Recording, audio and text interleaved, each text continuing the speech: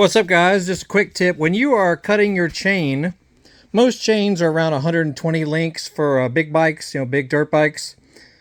If you need to cut like 3 or 4 links out, first of all, I recommend the jumbo chain breaker.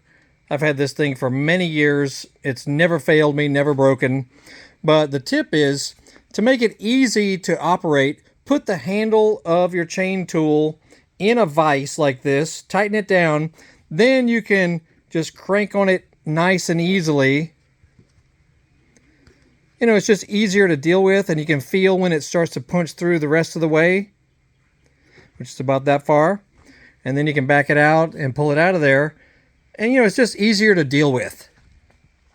Anyway, we're cutting a few links out. We're about to install it on our nice CRF450R Works Edition. So check out our other videos. We got tons of stuff about dirt bikes and street bikes and all kinds of stuff on the channel. So check it out. You'll have a great day. We'll see you.